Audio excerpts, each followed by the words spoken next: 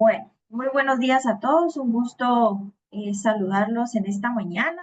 Bienvenidos a este webinar de la Federación de Cámaras y Asociaciones Industriales de Centroamérica y República Dominicana, específicamente del Comité Pro Comercio Lícito, en el cual el día de hoy pues tenemos la ponencia de nuestro invitado, Daniel Rico, quien nos hablará sobre las lecciones aprendidas para enfrentar el contrabando a gran escala en América Latina. Vamos a leer un poco de la hoja de vida de Daniel antes de darle la palabra. Actualmente director de C-Análisis y Veradata. Él es economista, politólogo y máster en Administración Pública, becario por J. William Fulbright y candidato a doctor en Políticas Públicas y Criminología de la Universidad de Maryland, con una sólida experiencia de 15 años en el diseño, implementación, análisis y evaluación de políticas públicas dirigidas a combatir economías criminales. Ha desempeñado roles clave como asesor en el Ministerio de Hacienda y Crédito Público, Ministerio de Defensa Nacional, Ministerio de Justicia y del Derecho, del Departamento de Planeación y Procuraduría General de la Nación, Vicepresidencia y Presidencia de la República de Colombia. Su experiencia como académico y consultor se extiende a organizaciones de renombre internacional como el Programa de las Naciones Unidas para el Desarrollo, Banco Interamericano del Desarrollo, BID, y la Organización de los Estados Americanos, la FAO y USAID, entre otros. En los últimos 2 años, su enfoque investigativo se ha centrado en las dinámicas que vinculan el narcotráfico con el contrabando y el lavado de activos en Colombia. Además, cuenta con la experiencia en el sector de inteligencia colombiano, contribuyendo a la formulación de políticas contra el comercio ilegal. Sus investigaciones orientadas a resultados y basadas en un enfoque académico riguroso se han desarrollado con éxito durante su trayectoria en diversos sectores, incluyendo gobierno, empresa privada, universidades y centros de pensamiento. Así que, Daniel, bienvenido, el espacio es tuyo. Y para indicarle a nuestros invitados que dejamos abierto el chat para las preguntas, las cuales vamos a dejar para terminar la ponencia de Daniel para poderlas responder. Así que muchísimas gracias y bienvenido. Bueno, Muriel, muchas gracias por esa introducción y muchas gracias a FECAICA por esta convocatoria, por tener todas estas voluntades juntas y sentarnos a pensar cómo podemos combatir el contrabando a gran escala que tanto afectan el desarrollo de nuestros países. Esta es como más una conversación entre amigos, aprovechando que somos pocos. Yo los invitaría en cada diapositiva, si tienen preguntas, levantar la mano, hablar, presentarse y que hagamos una conversación de esto. Incluso también los invito a prender la cámara para no quedar como un loco hablando solo con una pared oscura, porque no veo a nadie. Entonces, vamos a tener pues, como una conversación guiada por una presentación que hemos preparado a partir de las experiencias de lo que hemos visto en Colombia y en Costa Rica, donde hemos trabajado muchísimo este año con muy buenos resultados para un sector. Entonces, espero que estas experiencias y estas lecciones nos sirvan un poco para sacar herramientas, no solamente para mostrar el problema, sino realmente es qué podemos hacer. Y esto es una batalla que debemos ganar, esto es una batalla que se puede ganar. Entonces, hacia allá podemos ir inclinando la balanza a favor del desarrollo y la legalidad de nuestros países. Si quieres, Susi, presentar, y nuevamente por favor, hagamos esto abierto, levantando la mano, más que por el chat, un poco no lo puedo leer, y haciendo preguntas, y así tenemos una conversación más fluida. Si quieres, seguimos. Entonces, básicamente lo que yo les traigo es presentarles un problema, mostrarles cómo se ve a nivel internacional, o sea, cómo son los grandes flujos que conectan los países productores en Asia o en Paraguay con Centroamérica o con la región de América Latina. Después ver una vez estos cargamentos y estos llegan a América Latina, cuáles son las tipologías, los actores, las debilidades institucionales. Y por último, señalar las recomendaciones y las señales de alerta que están en el proceso en todo esto. Yo me adelanto a la conclusión final y es lo más importante de este ejercicio y lo que yo les quiero demostrar es que el mecanismo penal de persecución al contrabando es la herramienta más costosa y más compleja de usar y que tenemos muchas herramientas administrativas para combatirlo. Si quieres,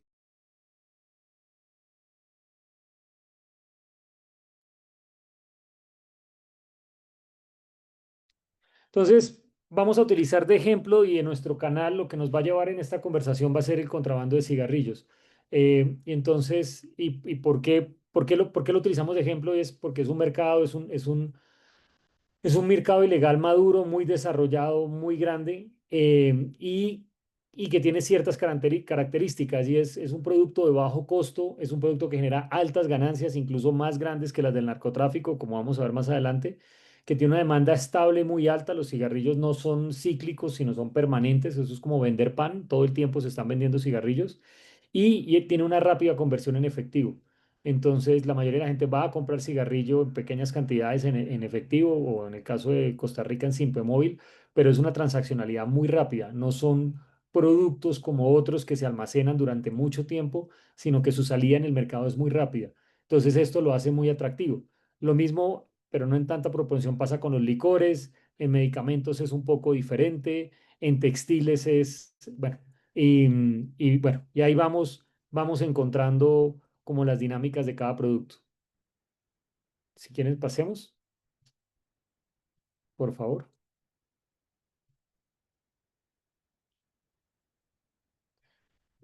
Bueno, aquí, Moncho, aquí el primer punto de la conversación eh, es como ustedes alcanzan a ver, yo no estoy viendo mucho, pero perdón un segundito, ajusto mi vista porque me salió muy chiquita la diapositiva. Listo. Em, Este es un mercado regional. Básicamente los puntos de producción principales y ustedes ven los porcentajes ahí, los sitios de producción que son Paraguay y los países asiáticos están invadiendo el mercado de América Latina. Lo mismo pasa con otros productos, pero vamos a tomar de referencia el cigarrillo y si alguien mucho a buen criterio quiere hablar de otro sector, pues lo podemos hacer. Em, y, ¿Y qué es lo que vamos a encontrar aquí? Y es básicamente que el mercado ilícito está dominando el mercado lícito. O sea, como resultado de altos impuestos, bajas capacidades de aduanas, unas normatividades muy flexibles y una cantidad de condiciones, vemos que ya estamos llegando al 39%. Estos son datos un poquito viejos, de un año. El 39% de toda América Latina, incluyendo Canadá, son cigarrillos ilegales. O sea, hoy la industria clandestina de contrabando que alimenta el narcotráfico, etcétera, etcétera, domina el mercado, pero esto es más agudo en unos países que en otros. Por ejemplo, el ejemplo más crónico es Ecuador, que puso unas tasas de tributación altísimas, con una policía con muchas vulnerabilidades de corrupción, con unos puertos muy débiles de control, con una frontera con Colombia que no se controla y tiene el 85% del mercado. O sea, el mercado legal de cigarrillos casi que desapareció en este país. Países como Panamá, 80%, en Costa Rica, 47%, ahorita vamos a ver algunos incrementos, Surinam, 80%, y otros países con mayor capacidad de instituciones, México, Colombia con 22, 36, y un país muy pequeño como Trinidad y Tobago con el 11%. Esto responde principalmente a la relación entre capacidades institucionales e impuestos. Si yo tengo impuestos muy altos y tengo capacidades institucionales y normas muy laxas, me voy a llenar de contrabando. El cigarrillo es el mercado donde mejor análisis y datos tenemos comparado con otros territorios perdón, con otros productos como licores tenemos menos datos o como textiles tenemos menos datos. Entonces aquí es donde vamos a poder mejor ejemplificar las dinámicas y del contrabando a gran escala. Si puedes pasar, Susi, por favor. Y no es solamente cigarrillos ilegales. Yo en esto no voy a profundizar mucho hoy porque ya ustedes lo ven en los medios de comunicación todo el tiempo en Centroamérica, lo mismo en Guatemala, en El Salvador, en Honduras, todos los países en los que hemos trabajado. Y es que vamos a encontrar que las mafias del cigarrillo están muy asociadas a las mafias del narcotráfico. Básicamente porque el cigarrillo utiliza las mismas rutas en las que ellos ejercen control territorial para mover la droga o para bajar contrabando. Y el mecanismo de venta de cigarrillos es lo que utilizan para monetizar las ganancias del narcotráfico. Me explico mejor. Tomemos como ejemplo una estructura como la del Diablo en Costa Rica, una estructura que está sacando droga por el corredor del Caribe, utilizando los países vecinos, y está sacando droga, pero él tiene que vender esa droga o le presta servicios a estructuras que lo van a vender en Estados Unidos, en México, y recibe sus pagos en otros, o sea, su dinero queda en otros países. La manera de retornar ese dinero a Costa Rica y ponerlo en colones no es traer esto en dólares o en maletas de doble fondo o en esto, sino es comprar cigarrillos en zona franca, en zona libre de Colón, traerlos al país y venderlos y ahí de alguna manera no solamente trae ese capital que está por fuera, además de eso, lo pasa a la moneda local, o sea, lo pasa a colones, pero adicionalmente tiene una utilidad asociada a eso. Es una manera de multiplicar ese ingreso. Entonces, por eso, un mensaje que siempre tenemos es, el contrabando a gran escala es el mecanismo de cierre financiero del narcotráfico en los países de América Latina. No sé si hasta ahí tengan alguna pregunta o si seguimos. Vamos a ver entonces unas tipologías. Si quieres, sigamos, Susi. En este tema yo les quiero pedir como mucho, este es un tema que estamos viendo, o sea, nos vamos a extraer a ver esto desde una perspectiva de a 100.000 pies de altura, o sea, si estuviéramos viéndolo desde lejos, cómo se articulan todos los países en este modelo. Digamos que las organizaciones lo que van a hacer es, aquí tomamos el ejemplo del grupo Cartes, Tabesa, sancionado por OFAC hace unos años, declarado un grupo, pues no solamente el mayor productor de cigarrillos ilegales en América Latina, sino también una organización dedicada al lavado de activos. ¿Qué aprendimos estudiando esto en profundidad, estos casos? Y esta información es pública, la pueden encontrar en los Patron Papers y en diferentes noticias de prensa. Y es que el grupo Tabesa no solamente tiene una fábrica de cigarrillos donde envía marcas a cada uno de los países, sino también tiene una gran fábrica de facturas. Es decir, ellos reciben grandes cantidades de efectivo, algunas producto de la venta de cigarrillos, otro producto de los servicios de lavado que ofrecen a organizaciones como Hezbollah, partidos políticos corruptos de Argentina, narcotraficantes de Brasil, etcétera, etcétera. Todo eso está muy documentado.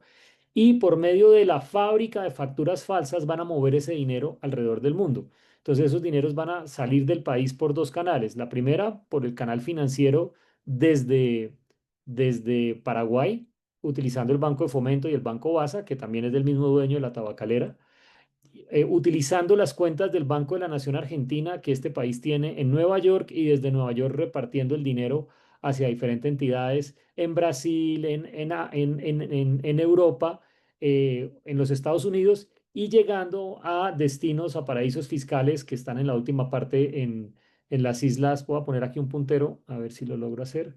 Em, bueno, estos que están aquí, las Islas Caimán, no encontré aquí mi puntero, pero bueno. Am, en las Islas Caimán, en Aruba, etcétera, etcétera. Aquí pasan varias cosas interesantes y es algunas de estas empresas utilizadas, aquí no está toda la diapositiva, pero son empresas que han sido sancionadas por financiación del terrorismo o tráfico de armas nucleares, porque son empresas, o sea, salen de una estructura de lavado, pasan una cantidad de cuentas, llegan a otras empresas de lavado en Asia, especialmente en Singapur, y lo que las sanciones de los Estados Unidos es porque esas empresas, una de ellas se llama DWA, le presta servicios a Corea del Norte como estructuras de fachada. Entonces, aquí quiero conectar dos puntos con esta diapositiva y es lo que empieza como un contrabando de cigarrillos en Paraguay, termina con una operación financiera más compleja de lavado de activos en Asia, de financiación del terrorismo y proliferación de armas nucleares en este proceso. En la repartición de recursos y la prestación de servicios que esta organización tiene a estructuras criminales en el mundo, aparecen países como Guatemala, Costa Rica, Colombia. Es decir, esto no se limita a este solo carrusel, sino hay envíos de plata a diferentes destinos. Es como un servicio que se puede contratar en Paraguay y que a partir de la facturación de cigarrillos presta servicios de lavado o localización de dinero en más de 40 países en el mundo. No sé si hasta ahí tenemos preguntas o pasamos.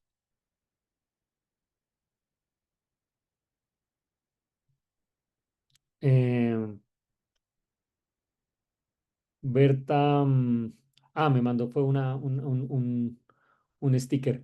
Eh, Esta es como la fotografía en Paraguay, en Costa Rica, perdón. Entonces vemos que un mercado que en el 2017 estaba relativamente controlado con 27%, que 10 años atrás era un mercado que casi no existía ilegal, y a partir del incremento de impuestos se abrió como el apetito criminal para colonizar este mercado y ya está en 46%, con una tendencia de estar creciendo año a año. O sea, si vamos a tomar la foto del 2025, lo único que podemos esperar es que ya supere más la venta de cigarrillos ilegales. Este es un negocio de 800 millones de cigarrillos aproximadamente y, y el precio, lo que vamos a encontrar es que duplican, si quieres pasemos, para no enfocarnos tanto en Costa Rica, duplican la ganancia en un periodo de tiempo muy corto.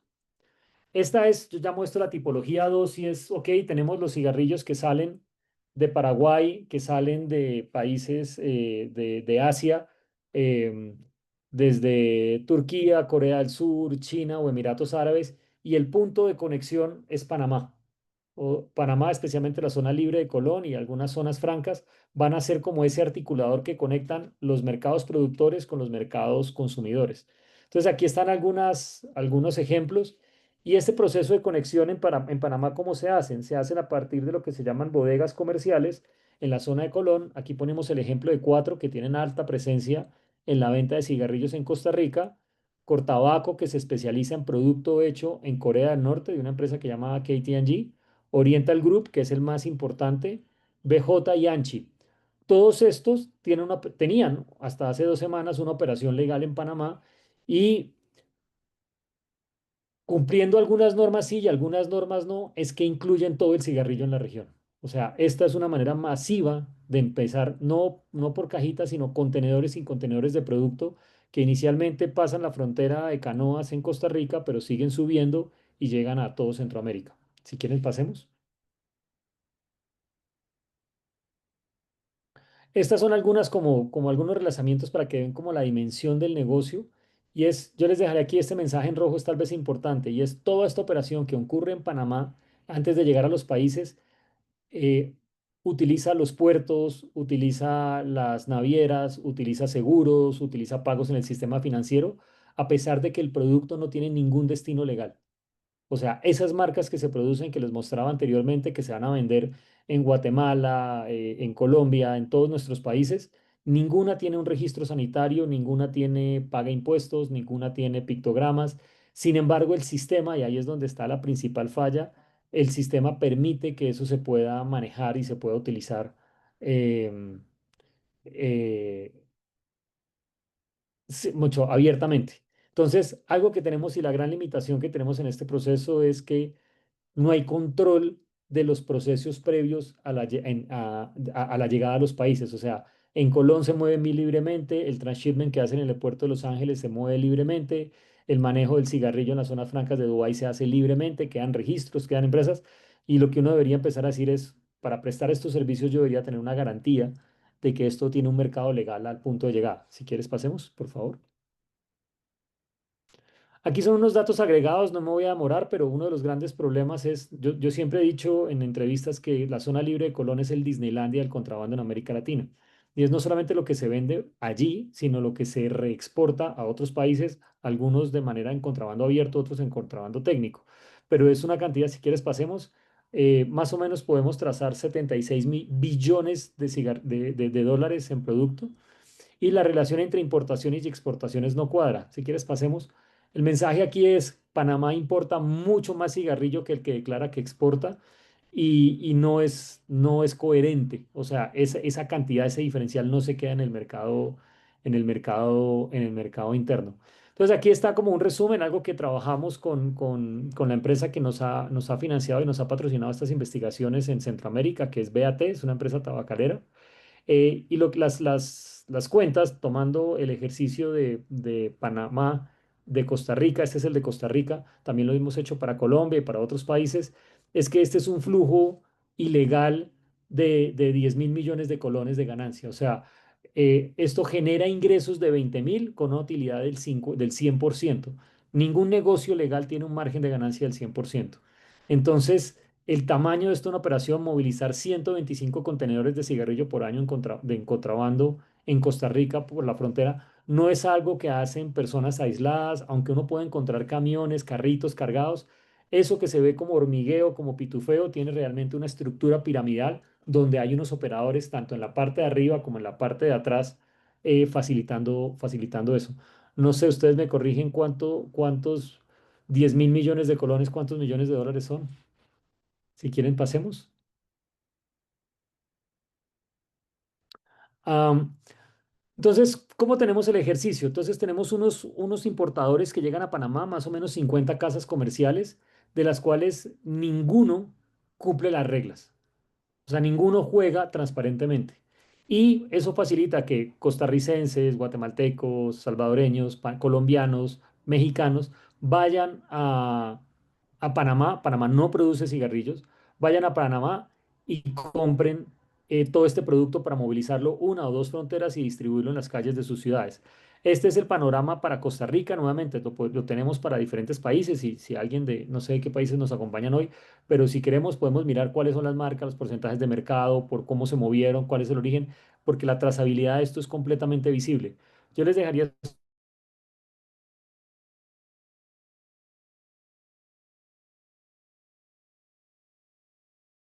que el producto legal más vendido, Marlboro, Lucky Strike, cualquiera de las marcas, porque esta marca Gold City se va a ubicar en la mitad del precio entre el mercado legal y la cantidad de impuestos que no se pagan.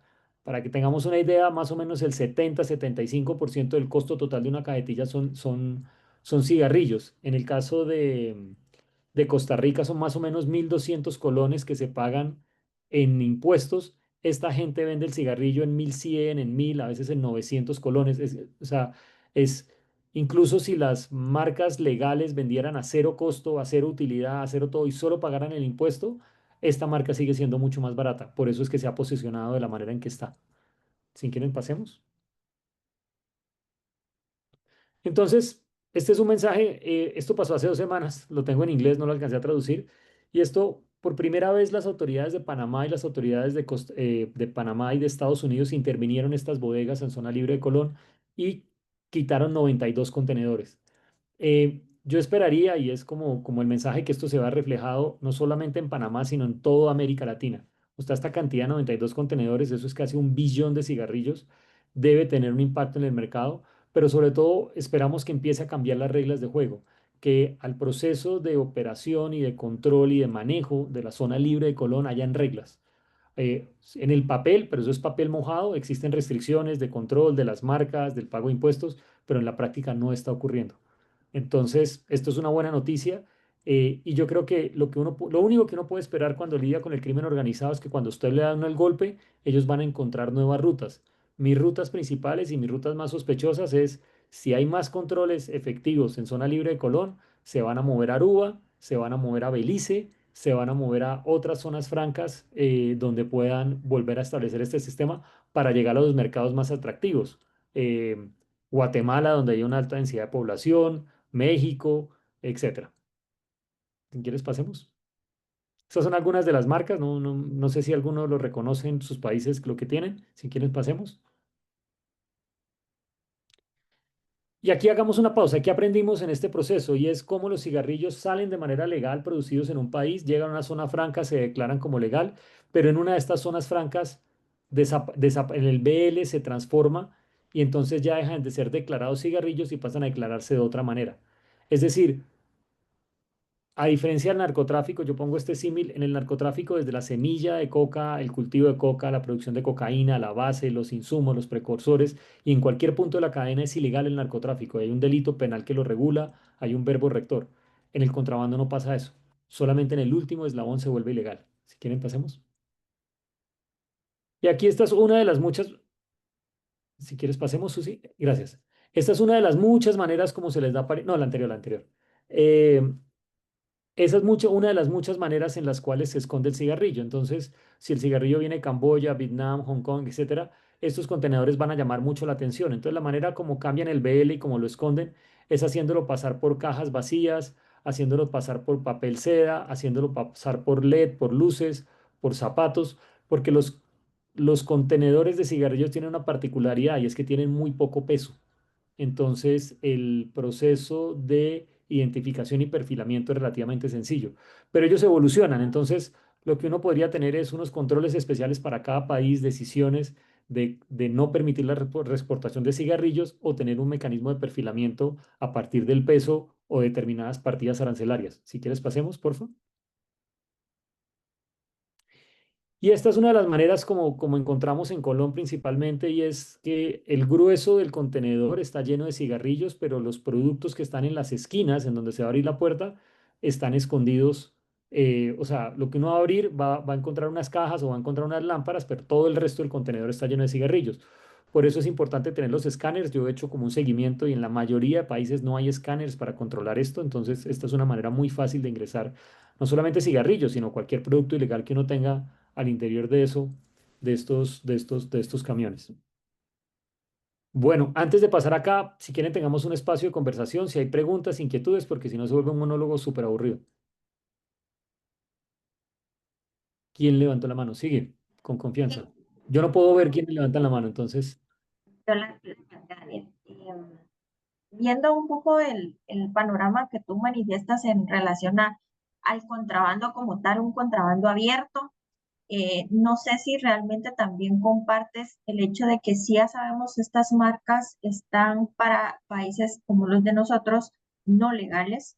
Hemos visto comportamientos en los cuales precisamente lo que se está tratando de hacer es, o lo que se está viendo es que el contrabando técnico está en crecimiento. O sea, están pagando, están tratando de pagar un impuesto, sabiendo de que hay impuestos especiales en los países de aquí de Centroamérica para la importación de cigarrillos, están pagando por debajo, o sea, no están siendo realmente honestos a la hora de declarar vamos a decirlo, el valor de venta. Entonces, si has visto tú realmente que esto también esté sumando a estas nuevas dinámicas precisamente de querer cambiar y ver cómo ellos dentro de la función que hacen, que ya ingresan en puertos, ya ingresan en aduanas, quieren hacer una simulación de un ingreso correcto, se ha dado este tipo de incidencia.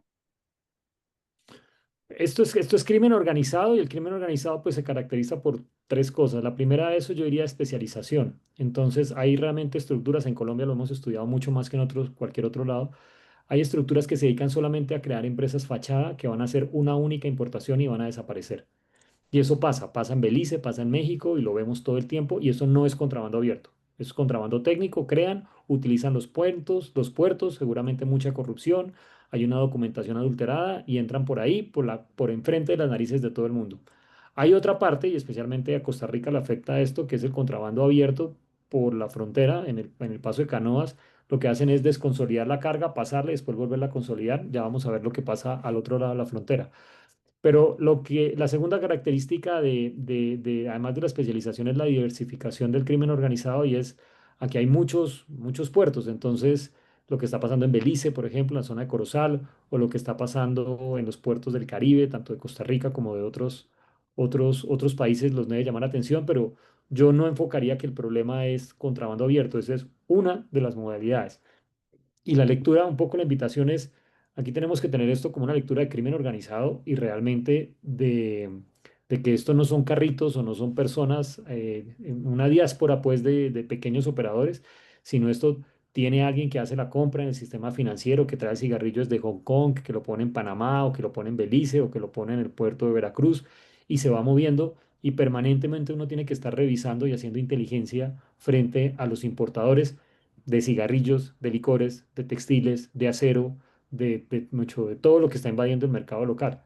Nuevamente, en cigarrillo lo conocemos bastante, llevamos varios años estudiándolo, eh, pero en licores está pasando lo mismo. No sé si, Muriel, si te contesté o si hay alguien más que tenga otra pregunta antes de pasar a las otras tipologías. Luis, si quieres, levanta Hola, la mano. Dale. buenos días. Hola, Hablabas de Ronald. que, hola, hablabas de que un problema que hay es que no hay escáner en muy pocos países a nivel centroamericano. Si al final termina siendo un negocio de tanto dinero y que al final lo que hacen es el pago de no impuestos, que puede favorecer mucho a nuestros países, ¿por qué razón no se actúa más rápido? ¿Por qué razón no hay un fuerte eh, una fuerte agresión como es el contrabando, ¿verdad? Que los países puedan generar ese ingreso mucho más alto, porque hablaste de 10.000 millones, creo, en Costa Rica de venta de cigarrillos. Eso en impuestos es cualquier cantidad de dinero, que eso no valen 2 o 3 escáneres. Claro, tenemos un problema muy serio, que tenemos una eh, frontera en Paso Canoas que debe tener alrededor de 200 pasos, ¿verdad? O sea, es muy amplio y creo que tendríamos que hacer una barrera como la que hace Estados Unidos con México para tratar de contrarrestar esto. Pero yo sí creo que al final los países podrían tratar de hacer algo y al final no se logra o no se intenta, ¿verdad? Sí, Ronald, yo abordaría, digamos que hay la perspectiva optimista y y la pesimista. Primero la optimista. Em, La primera es que a esto no se le ha dado el nivel que se le ha dado al narcotráfico. O sea, en términos de política criminal, el contrabando es visto como un tema menor, como un problema de recaudo, como un problema ahí, pero y no hay como esta lectura de que el contrabando es crimen organizado en serio, estructurado, con mucha plata, que tiene un poder corruptor impresionante. Entonces, si uno enfrenta esto como enfrenta el narcotráfico, va a tener recursos, capacidades, contrainteligencia, etcétera, y eso es un buen punto. Lo segundo es, en este desarrollo, este ejercicio uno no tiene que tener un escáner ni dos escáneres, tiene que tener en cada puerto, tiene que tener en todas las carreteras. Hay escáneres móviles que son muy sencillos de manipular y tienen que estarlos moviendo por el territorio. Tú lo señalas, todos los pasos de frontera que tienen en Puerto Canoas, pero digamos que estos son los requisitos mínimos, los mínimos. ¿Sí? Uno tiene que tener un escáner en todos los puertos, pero increíblemente puertos enormemente grandes que manejan mucho carga no lo tienen. Entonces, poniendo el caso, no sé, Ronald, de Costa Rica, de qué entidad eres, pero en Costa Rica, por ejemplo, ahorita hay un debate presidencial, ahorita hay dos candidatos donde la seguridad es un tema fundamental en las campañas presidenciales. Lo que uno debería desde el empresariado, desde el sector privado, es decirle, bueno, pero no me diga el discurso solamente de que va a poner más seguridad, sino dígame cuántos escáneres va a poner, usted a cuánto se compromete, ¿sí? Y dígame cómo va a cambiar las medidas y cuál va a ser su relación diplomática con Panamá para que no nos sigan inundando. Entonces, es como pasar del discurso de los objetivos al cómo y responder esta pregunta. Costa Rica necesita por lo menos 10 escáneres, ¿sí? Tanto en el frontera sur como en la frontera norte y en sus puertos. Y ese es un requisito mínimo, ¿sí? Ahí le va a facilitar el trabajo a las autoridades, pero necesita policías fiscales especializados, que no los tiene, policía judicial especializada en contrabando, que no la tiene. Necesita un equipo de fiscales que son muy buenos en Costa Rica, pero están saturados. Entonces, realmente este ejercicio de capacidades lo debemos dimensionar como una lectura de crimen organizado, algo que sí se ha hecho y creo yo por el interés de los Estados Unidos en su cooperación de fortalecer eso, pero que no se ha hecho para contrabando. Yo trabajo para el negocio del huevo, que es un Ah, ok. problema muy, muy serio también. Al final, eh, dice algo muy parecido como al cigarro, es un consumo muy alto. En los últimos años el consumo per cápita de este país ha venido creciendo. Tal vez en el 2020 podíamos andar en un 230 más o menos consumo per cápita. Hoy por hoy andamos casi en los 300 huevos por persona, que al final eso es, desde el lado de consumo, es una de las proteínas más completas que hay a nivel mundo. Eso nos favorece mucho, pero también eso ha favorecido mucho el manejo de contrabando, porque es un producto masivo, de consumo masivo, ¿verdad? Sí, se mueve así. En Colombia tenemos Entonces, un par de casos sobre obvia, ello, de y cómo entonces perdón, obviamente es un producto que es algo como los cigarros, se mueve diariamente, se paga, como lo decías, por Simpe Móvil, ¿verdad? De un manejo que es, el Simpe Móvil aquí es efectivo prácticamente, ¿verdad? Entonces sí, sí es un problema muy, muy, muy serio que tenemos y que al final ya y termina afectando el país, ¿verdad? Porque muchas de las cosas que nos preocupan es que al final puede haber contrabando de huevo. Si una afectación de una salmonela que pueda morir alguna persona en este país, automáticamente va a ser el reflejo del paro de consumo. Entonces, todo el trabajo que hemos hecho en los últimos años por crecer el consumo per cápita de este país se nos puede frenar y por ende va a dar un freno completo. ¿Por qué? Porque se trae huevo que no se sabe cuánto tiempo tiene de postura. Un huevo más o menos son 21 días de postura Ya después de esos 21 días él se revienta, no da la forma completa, tal vez cuando haces un huevo frito, y entonces puede venir con salmonela, gallinas contaminadas, enfermedades que pueden entrar al país, o sea, son varias situaciones que al final nos pueden terminar afectando como país y como sector fuertemente, ¿verdad? Si tú señalas las consecuencias y no podría estar más de acuerdo, ya le doy la palabra a Viviana y a Luis también. Em, El sector avícola es un sector muy afectado, pero muy poco estudiado. Yo realmente no conozco muchos documentos, conozco muchos casos, pero sabemos aquí en Colombia hay una estructura de crimen organizado dedicada solamente al huevo y es, ellos restringen en los departamentos, en los barrios, en las comunas, especialmente en Medellín, que hay una sola marca de huevo que se puede vender y ejercen un monopolio de control y un sobrecosto del 20% al valor del huevo. En Guyana, por ejemplo, acabamos de encontrar cuando estuvimos haciendo un ejercicio parecido y le preguntamos a autoridades cuál es su principal problema, nos dijeron el pollo y el huevo. Es lo que más entra y es el mercado más grande de contrabando que entra al país. Pues queda uno sorprendido de eso, pero no es algo que esté tan en el debate como los cigarrillos y los impuestos. Tal vez estos productos de consumo masivo de alimentación, y es eso. Y cerrando un poco lo que tú planteas, que es muy importante, em, y es el efecto que eso tiene en el mercado legal. Y es, en Brasil acaban de tener un caso de un muerto por consumo de alcohol adulterado con metanol. Las botellas en que lavan el trago adulterado tenían metanol, la persona fallece y hay unos 10 enfermos, pero inmediatamente el consumo de ese producto legal se bajó al 50% en 2 días.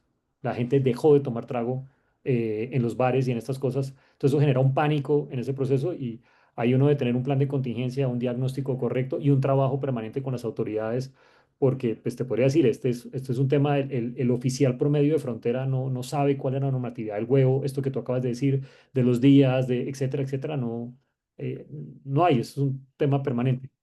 Viviana, y si nos dices de dónde eres antes. Hola, buenos días. Sí, mi nombre es Viviana Santa María y soy de la empresa CA Trade Consulting Group, asociada de la Cámara de Industrias. En Em, Costa Rica. es de Costa Rica, sí.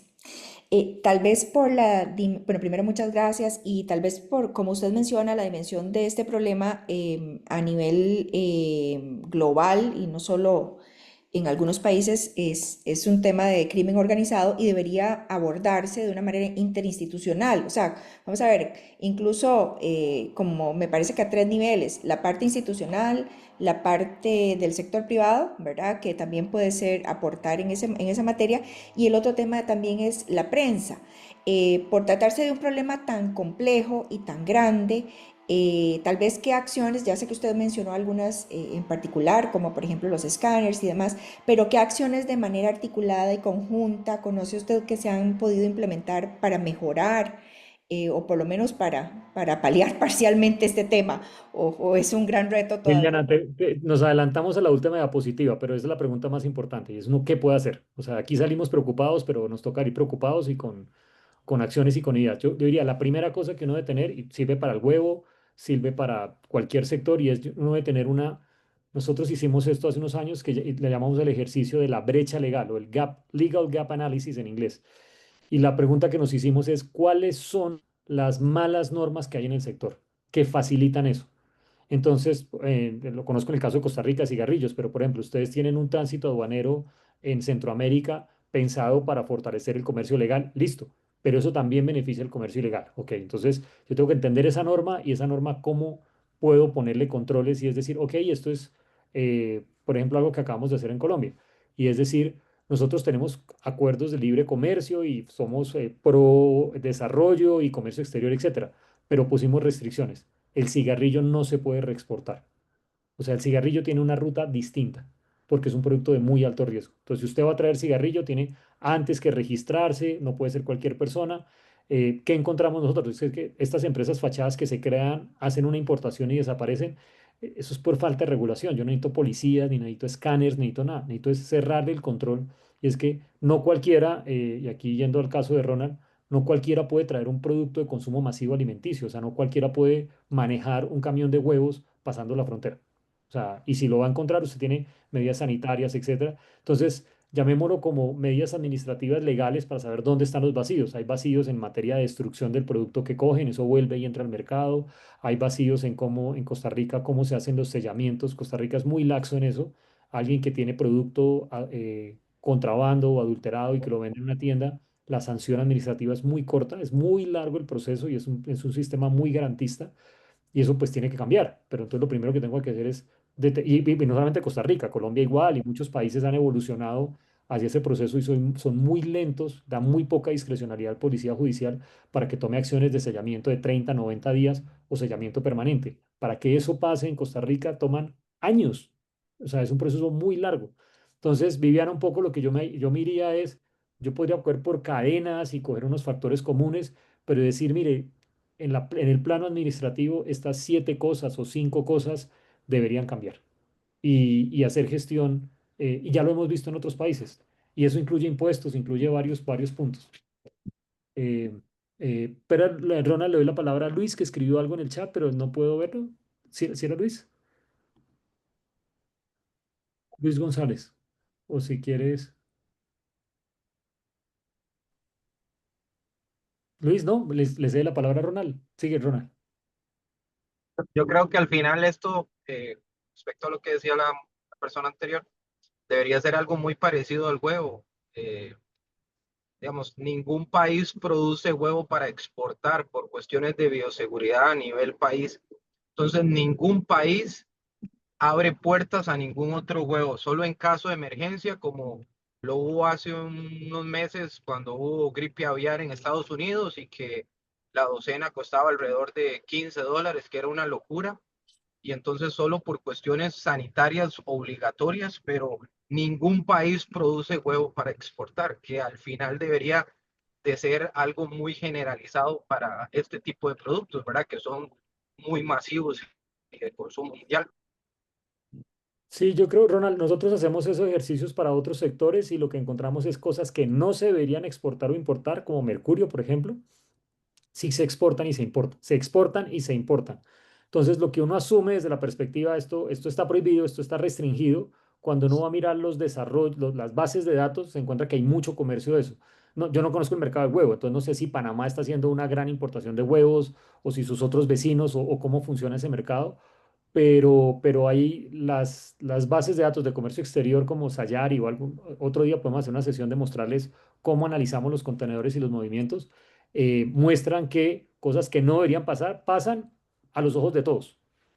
Luis, ahora sí, Buenos días, Daniel, y todos los que pero asistimos. preséntate. ¿De dónde eres, Luis? Soy periodista. Ok. De Costa Rica Mi- también. mi- no, de Guatemala. Ah, de Guate. Chévere. Sí, gracias, Daniel. Pues mira, tú mencionas el caso de Colón y lo mencionas con nombre y apellido, ¿verdad? Cómo operan estas redes ahí.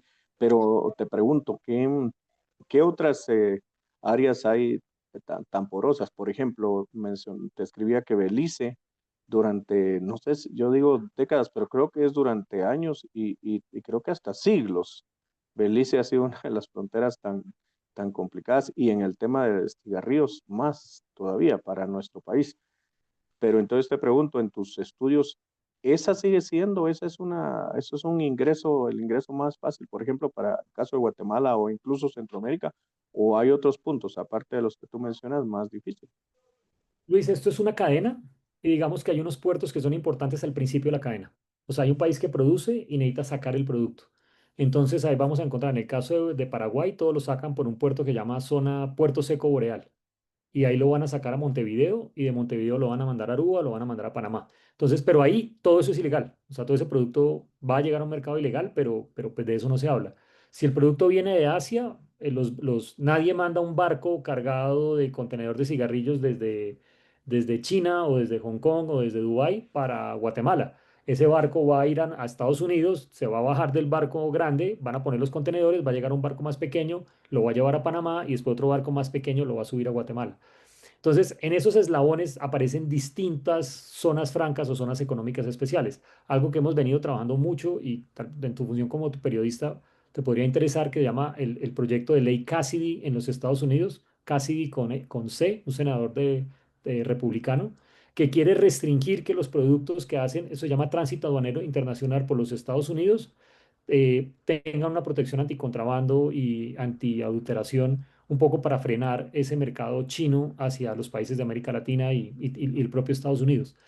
Entonces, casi siempre ponemos los ojos en países como Belice y Panamá, que son el último punto de entrada al comercio. Entonces, esos contenedores, para los que no han ido en Belice, va a llegar a Corozal y lo van a meter por una frontera muy porosa y va a utilizar el, ¿cómo se llama? El FICA, el acuerdo aduanero que ustedes tienen del norte de Centroamérica, el FATCA, no, el FICA, creo que, bueno, se me olvida la sigla, que básicamente es un manejo aduanero, fronteras abiertas, pero Belice no hace parte del acuerdo, pero bajan el contenedor en Belice, se pasan la frontera, entran a Guatemala y pueden llegar a cualquier esquina de Guatemala o países hacia abajo, incluso México. Entonces, hay como tres, los puertos criminales se van especializando. El atractivo de Belice es que está muy cerca a mercados grandes de consumo, Guatemala y México, que recibe operaciones en efectivo, que no tiene ningún control institucional. Yo incluso voy ahorita a Belice a hacer unos estudios allí. Pasaré por Guatemala, pero de paseo. Y lo que uno ve es que esto se repite. Colón, Belice, Veracruz. Ahora estamos viendo la importancia de sitios como Jamaica, y algo en Trinidad y Tobago, pero ya se aplicó. Pero un poco la mirada desde la perspectiva periodística, Luis, la invitación es importante mirar los últimos puertos y las últimas zonas francas, pero es igual de importante ver las primeras, el rol que puede tener el puerto de Los Ángeles, el rol que puede tener los grandes puertos, que básicamente son igual de facilitadores para el comercio ilícito que esos. No sé si Ronald sigues con la mano levantada o si alguien, o si Muchas se te gracias. quedó.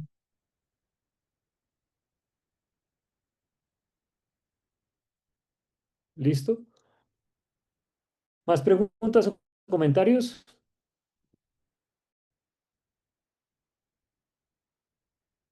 Si puedes volver, Susi, cerramos con dos diapositivas. Eh, entonces, les contaba, listo, este es el mercado internacional, llega a zona franca, ahí se empieza a distribuir, pero dentro de cada uno de los países aparecen comercializadores mayoristas. Este es el caso, si los ticos, las personas que viven en San José, pues van a ver esto en los periódicos todo el tiempo. Este señor, el negro, lo han cogido como 5 veces, es un ex policía y es uno de los grandes operadores de cigarrillo mayorista. Entonces, estos contenedores llegan a una bodega y si ahí se empiezan a distribuir en Costa Rica, este nombre que me encanta, las pulperías. O sea, ahí se van a abastecerse y distribuirse en diferentes sitios, los mini mercados. eh, Como hay gente de otros países, pues yo esto en Colombia no ocurre. Para mí ha sido sorprendente verlo en Argentina, en Costa Rica, en Guyana, y es el rol de los mini mercados chinos en esta distribución de ilícito. Nosotros no tenemos mini mercados chinos en Colombia, pero no sé si en Guatemala o en otros países están encontrando el mismo fenómeno, estos mini mercados que son grandes distribuidores de ese ejercicio. Y aquí nuevamente la pregunta de Viviana, aquí tenemos un problema normativo enorme y es que esta gente entra y sale todo el tiempo y realmente no hacemos extinción de dominio. Costa Rica no tiene una ley de extinción de dominio. En Colombia hacer una extinción de dominio se demora como 4 años. Entonces, esto que uno podría decir, bueno, intervengo una bodega que tiene cigarrillo ilícito y debería sellarla y quitarle ese patrimonio y resulta que no se puede, que hacer esa actuación civil es muy complicada y es muy demorada. Si quieres, pasemos. Este es un tema, va a ser también muy importante para Guatemala. Lo que estamos viendo es muy importante en Brasil, en Colombia no nos ha pasado, y es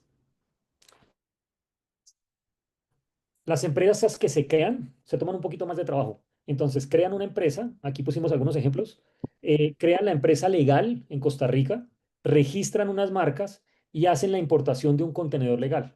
¿Sí? Y van a la calle y si el policía los para o alguna cosa, este es un producto legal y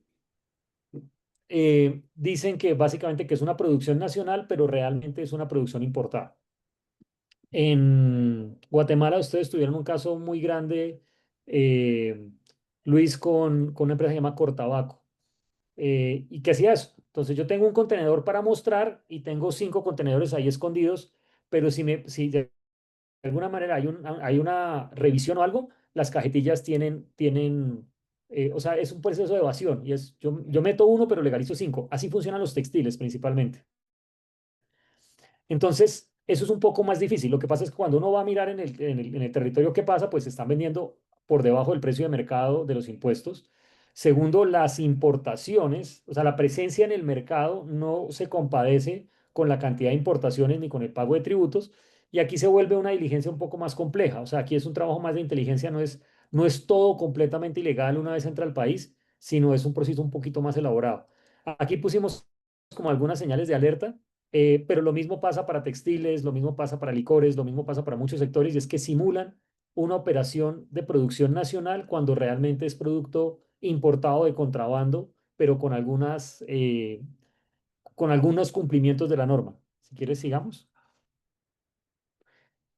Y estas yo las llamo las empresas semilegales, y es las empresas eh, eh, em,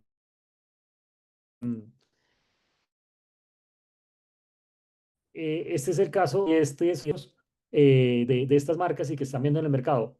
Esto en Brasil es enorme, enorme, enorme, enorme. O sea, estas empresas semilegales están muy conectadas con los políticos, pero ellos han pasado de un modelo de importar cigarrillos de contrabando a producir localmente cigarrillos de contrabando. ¿Sí? En Colombia tenemos el problema con licores. Nuestro problema aquí de empresas semilegales es empresas que se quedan como una fachada, traen materia prima de contrabando, registran un porcentaje pequeño de sus ventas y por el otro lado tienen una participación de mercado enorme en ese proceso. Y nuevamente, esto es crimen organizado. O sea, las rentas y la riqueza de estos son unos volúmenes enormes. Y seguramente, pues, si vamos a mirar a otros sectores, acero, huevo, ¿no? Vamos a encontrar de alguna manera que este es uno de los muchos mecanismos, porque de pronto lo que nos decía Ronald, ustedes tienen poco tiempo para distribuir el huevo, requiere algún nivel de formalización, necesita unos camiones que tienen placa o patente legales, necesita poderle recoger la plata a los puntos de venta, necesita, o sea, seguramente van a tener una cuenta bancaria y acceso al sistema financiero, por lo menos al SINPE. Entonces, no todo lo que ocurre en este mercado es completamente ilegal. Y con esto terminamos por hoy. Si quieres, pasemos. Estas eran las señales de alerta, ya les había un poco como adelantado. Esto es para Costa Rica especialmente. Y al final, yo quisiera dejarles como compartirles estas recomendaciones. Si quieres, pasemos. La siguiente, que si bien están construidas que si bien están construidas desde la experiencia principalmente de cigarrillos, nosotros hemos hecho investigaciones en muchos sectores de productos de consumo masivo, agroinsumos, cosméticos, productos médicos, bueno, etcétera, pero el que más estudiamos es cigarrillos. Y entonces lo que nos interesa más en este proceso es mostrar que estas lecciones aprendidas del cigarrillo nos pueden servir para otros sectores y varios países. Am, no sé si hasta ahí, si quieres, cierra la presentación y tenemos unas preguntas de cierre.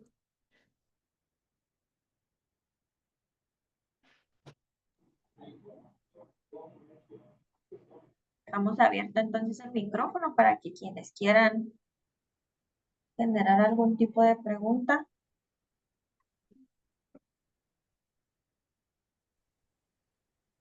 Bueno, entonces cuando me preguntas por qué queda uno, porque todo quedó muy claro o porque no quedó nada claro, o porque todos quedamos muy preocupados.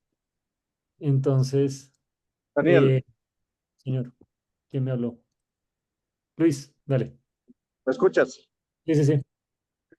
Mira, tú cuentas que te estás especializando en el tema este de cigarrillos, que es un tema que se ha abordado bastante. Y te pregunto, ¿este producto es actualmente el que más daño, daño está causando a lo formal, pero que más utilizan las mafias ahora para eh, lavar plata y hacer todos sus negocios ilegales?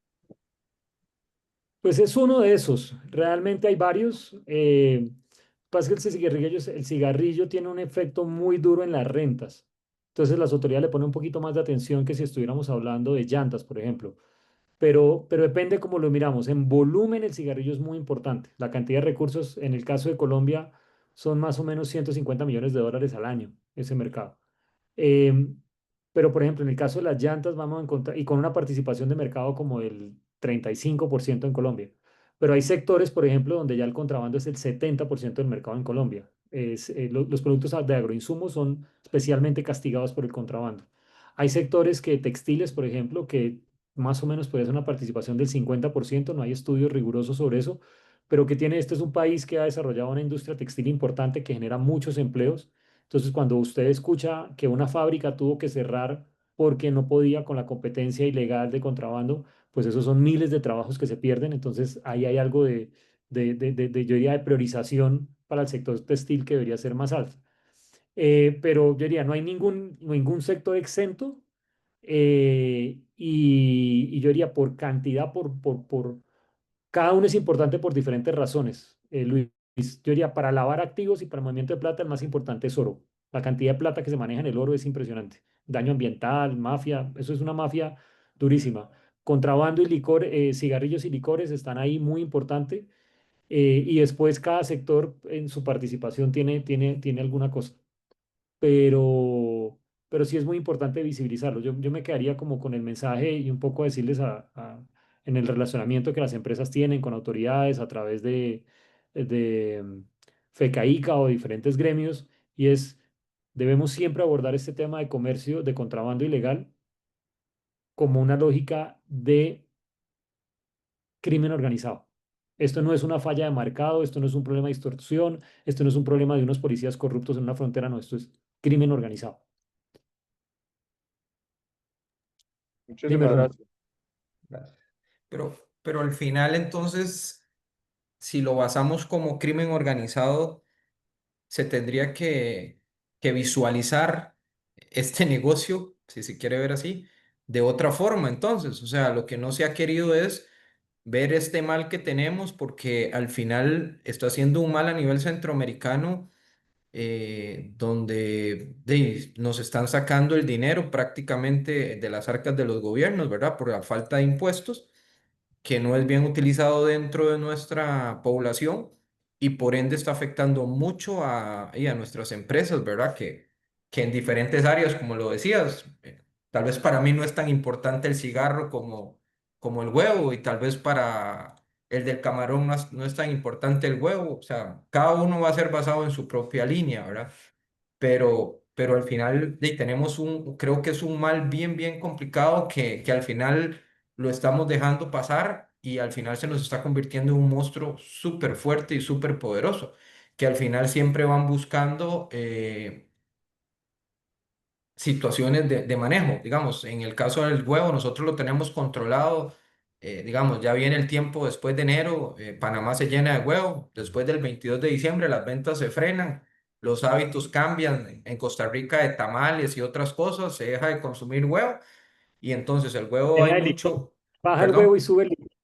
Baja el huevo y sube el licor.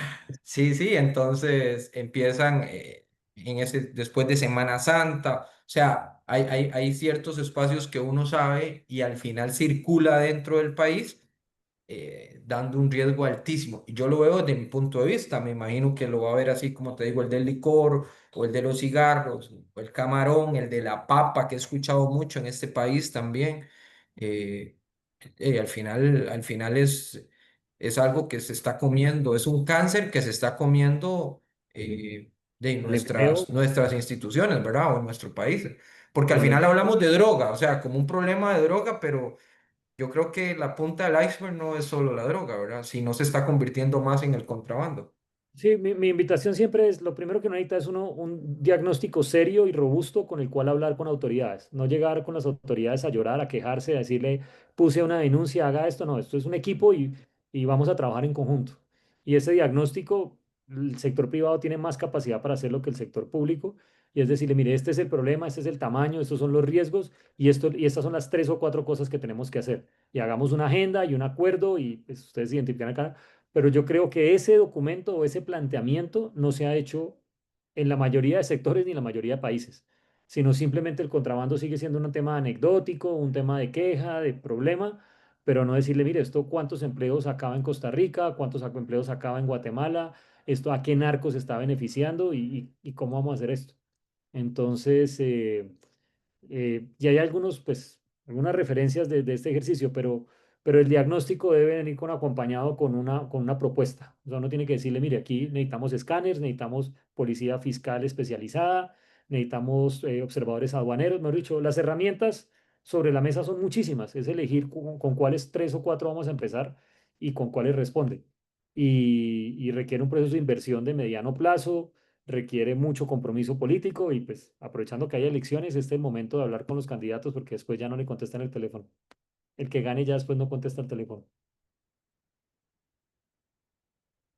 Entonces, pues bueno, yo me despediría agradeciéndote mucho, Muriel, Susi y Yaruma, por la gestión. Sé que no es fácil convocar a tantas personas. Ahí, pues, mis datos, correo, ustedes me encuentran cualquier cosa a través de ellas. Y si en algo más, si tienen alguna inquietud o alguna cosa, me escriben un correo y podemos seguir conversando y compartiendo experiencias más adelante. Gracias, Daniel. ¿Tú con alguna conclusión? ¿Vas? Perdón, no te escuché. Ah, ¿Me repite? Yaruma le estoy hablando para ver si quiere cerrar ella con alguna conclusión base.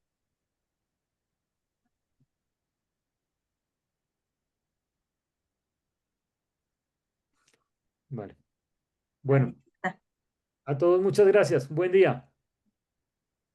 Gracias, Chao. Daniel. Buenos días, muchas gracias. Luego.